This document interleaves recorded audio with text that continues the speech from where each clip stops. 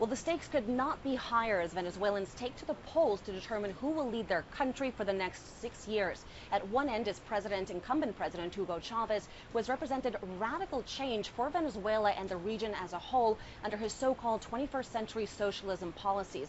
What this has meant is the nationalization of certain industries, as well as the use of Venezuela's revenues from oil exports to really focus attention on some of the poorest segments of the population here.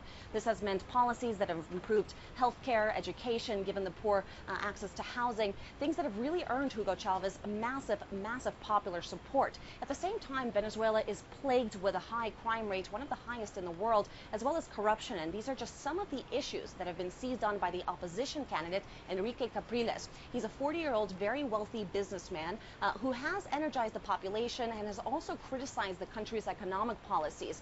Now, he's also promised to improve relations with the West. Now, critics say and fear, although this is something that Capriles denies, is that he would really represent a radical shift for the country in the sense that he could impose austerity programs and possibly roll back some of those popular economic social justice missions that Hugo Chavez has put into place. This is something that has really concerned people and has raised a lot of questions about the future of this country. Now, what's interesting to us is people we've spoken to on the street, both supporters and opponents of President Hugo Chavez, have said that electoral fraud on election day isn't really something they're concerned with, that Venezuela has one of the most developed systems of voting in the world. It's an electronic system where people vote with their thumbs. The results get sent to a central headquarters and are tabulated right away electronically. And in fact, President Hugo Chavez found this issue to be so important that he decided to host a surprise press conference just hours before the polls opened. The last time Venezuelans took to the polls to vote for their president was 6 years ago. There is